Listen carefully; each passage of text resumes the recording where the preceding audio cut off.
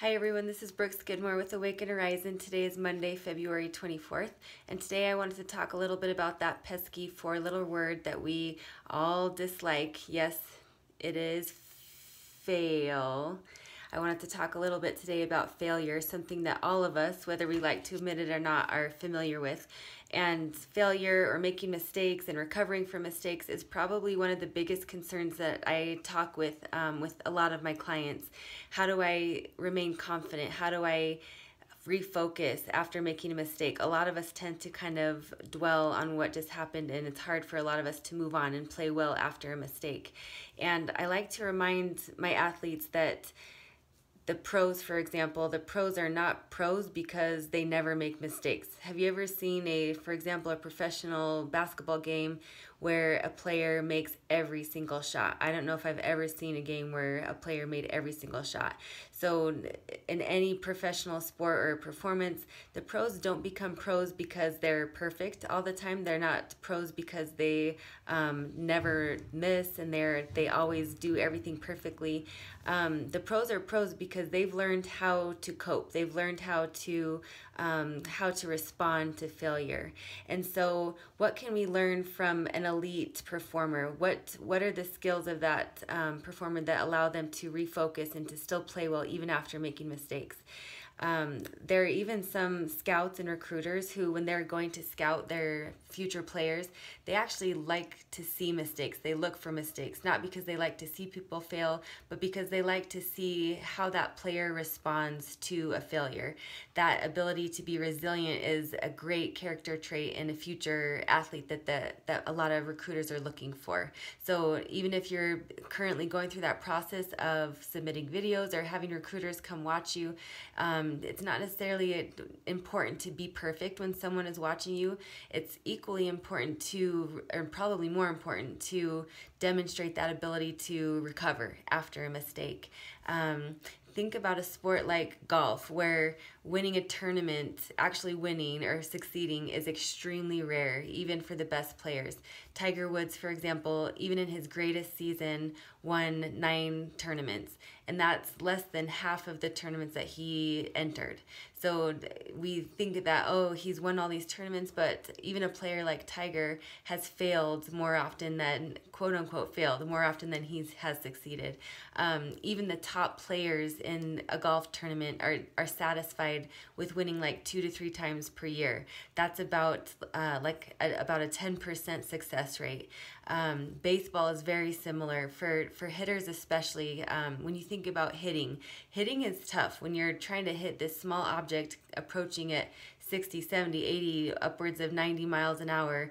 That's hard to do, and even the best hitters get about 3 out of 10. That's a 70% failure rate. So how do you still remain confident? How do you still play well, perform well, even after making mistakes or after, quote unquote, failing? And so today I'd like to offer just 3 tips that I share with a lot of my clients in terms of recovering and staying present after making a mistake. Number 1, when you're in the game, when you're in the middle of competition, that's not the time to think about the mistake. Of course, we don't want it to happen again, but that's not the time to figure out what I did wrong or what I need to do differently next time. When you're in the middle of a performance or a competition, that's the time to remain as present as you can. So focusing on what I need to do next, that's your only task. I'm not playing behind, I'm not playing ahead, I'm just focusing on the present task. What about after the game? For a lot of players, they're in the locker room, they're in the shower, they're lying in bed at night and kind of replaying in their mind their mistakes and what went wrong.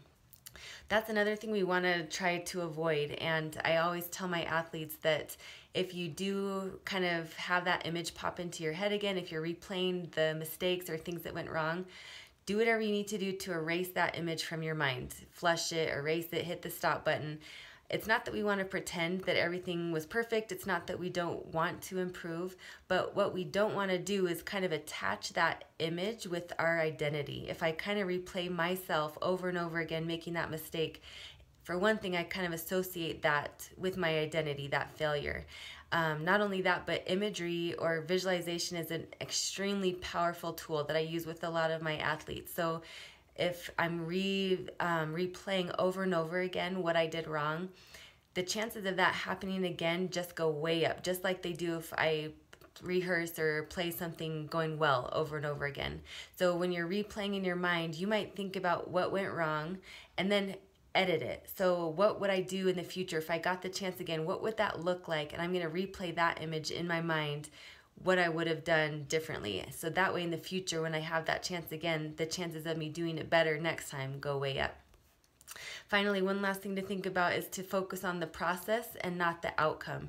When you think about the outcome, for example, golf, if all I'm thinking about is my score or how many shots it took me on this hole, there's just so many things that are out of my control in terms of the outcome, the weather, an unlucky bounce, the crowd, the other players playing their best. So what I really want to do is focus on the process. So everything that I do to approach the ball, those are the things that are totally in my control, and that will help me feel more confident, focusing on what's totally in my control. So focusing on the process rather than the outcome. A lot of exceptional people fail. Babe Ruth is another great example. A lot of people like to talk about how he had over 700 home runs, but what we don't talk about is how he had about twice as many strikeouts. So we tend to, focus on these people that we think, we kind of associate him with success, and we don't really remember or talk about as much all of his quote-unquote failures. So maybe that can be helpful. Something to think about in this coming week is focusing mostly on the process, on the things that are in your control, as opposed to just kind of dwelling on the outcome, and especially not dwelling on previous mistakes. So good luck with that this week. Thanks.